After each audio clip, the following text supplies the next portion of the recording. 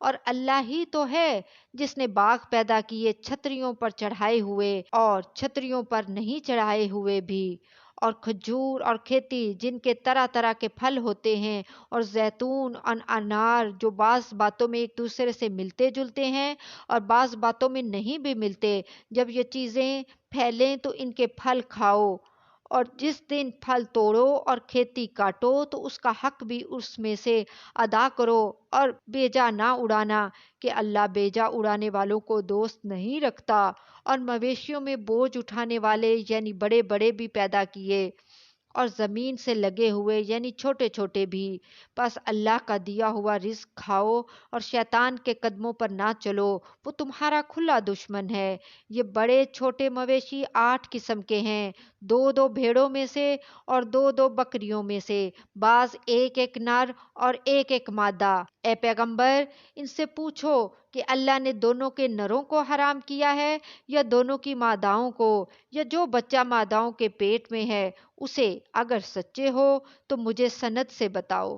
اور وہ 2 اونٹوں میں سے اور دو دو گایوں میں سے، ان کے بارے میں بھی ان سے پوچھو کہ اللہ نے دونوں کے نروں کو حرام کیا ہے یا دونوں کی ماداؤں کو، یا جو بچہ ماداؤں کے پیٹ میں ہے اس کو بھلا جس وقت اللہ نے تم کو اس کا حکم دیا تھا تم اس وقت موجود تھے؟ اب اس شخص سے زیادہ کون ظالم ہے جو اللہ پر جھوٹ باندھے تاکہ بے جانے بوجھے لوگوں کو گمراہ کرے؟ کچھ شک نہیں کہ اللہ ظالم لوگوں کو ہدایت نہیں دیتا۔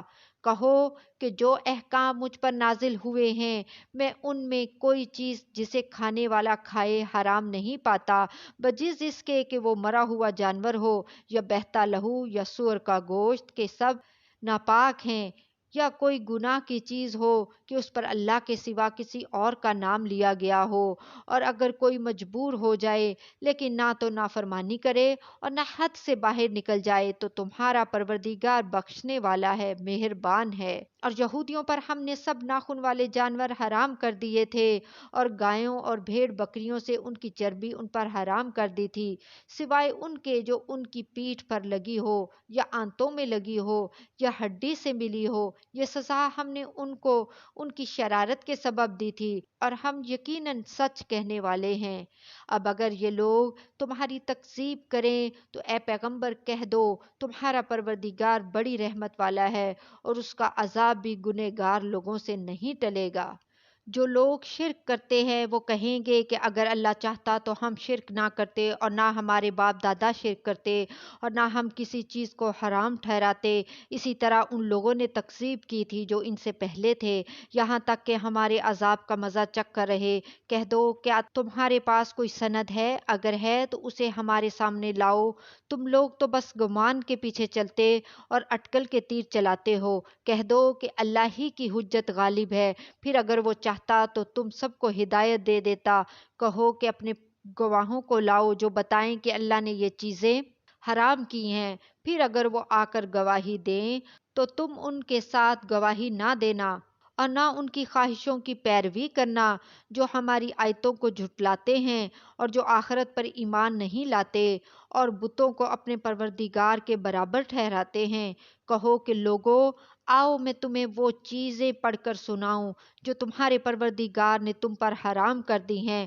ان کی نسبت اس نے اس طرح ارشاد فرمایا ہے کہ کسی چیز کو اللہ کا شریک نہ بنانا، اور ماں باپ سے بدسلوکی نہ کرنا، بلکہ حسن سلوک کرتے رہنا، اور ناداری کے اندیشے سے اپنی اولاد کو قتل نہ کرنا، کیونکہ تم کو اور ان کو ہم ہی رزق دیتے ہیں۔ اور بے حیائی کے کام ظاہر ہوں یا پوشیدہ ان کے پاس نہ پھٹکنا، اور کسی شخص کو جس کے قتل کو اللہ نے حرام کر دیا ہے قتل نہ کرنا مگر جائز طور پر، یعنی جس کا شریعت حکم دے۔ ان باتوں کی وہ تمہیں تاکید کرتا ہے تاکہ تم سمجھو۔ اور یتیم کے مال کے پاس بھی نہ جانا مگر ایسے طریق سے کہ بہت ہی پسندیدہ ہو، یہاں تک کہ وہ جوانی کو پہنچ جائے، اور ناپ اور تول انصاف کے ساتھ پوری پوری کیا کرو۔ ہم کسی کو ذمہ دار نہیں بناتے مگر اس کی طاقت کے مطابق، اور جب کسی کی نسبت کوئی بات کہو تو انصاف سے کہو، گو کہ وہ تمہارا رشتہ دار ہی ہو، اور اللہ کے عہد کو پورا کرو۔ ان باتوں کا اللہ تمہیں حکم دیتا ہے تاکہ تم نصیحت قبول کرو، اور یہ کہ میرا سیدھا رستہ یہی ہے، تو تم اسی پر چلنا اور دوسرے رستوں پر نہ چلنا کہ ان پر چل کر اللہ کے رستے سے الگ ہو جاؤ گے۔ ان باتوں کا اللہ تمہیں حکم دیتا ہے تاکہ تم پرہیزگار بنو۔ ہاں پھر سن لو کہ ہم نے موسیٰ کو کتاب عنایت کی تھی تاکہ ہم لوگوں پر جو نیکوکار ہیں نعمت پوری کر دیں، اور اس میں ہر چیز کا بیان ہے اور ہدایت ہے اور رحمت ہے، تاکہ ان کی امت کے لوگ اپنے پروردگار کے روبرو حاضر ہونے کا یقین کریں۔ اور اے کفر کرنے والو، یہ کتاب بھی ہم ہی نے اتاری ہے برکت والی، تو اس کی پیروی کرو اور اللہ سے ڈرو تاکہ تم پر مہربانی کی جائے۔ اور اس لیے اتاری ہے کہ تم یوں نہ کہو کہ ہم سے پہلے دو ہی گروہوں پر کتابیں اتری ہیں اور ہم ان کے پڑھنے سے بے خبر تھے، یا یہ نہ کہو کہ اگر ہم پر بھی کتاب نازل ہوتی تو ہم ان لوگوں کی نسبت کہیں سیدھے رستے پر ہوتے۔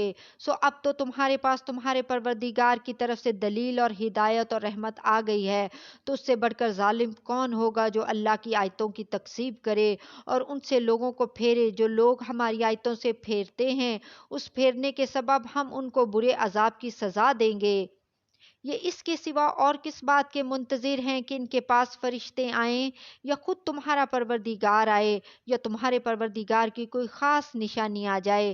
جس روز تمہارے پروردگار کی خاص نشانی آ جائے گی تو جو شخص پہلے ایمان نہیں لایا ہوگا اس وقت اسے ایمان لانا کچھ فائدہ نہیں دے گا، یا جس نے اپنے ایمان کی حالت میں نیک عمل نہیں کیے ہوں گے تو گناہوں سے توبہ کرنا مفید نہ ہوگا۔ اے پیغمبر، ان سے کہہ دو کہ تم بھی انتظار کرو، ہم بھی انتظار کرتے ہیں۔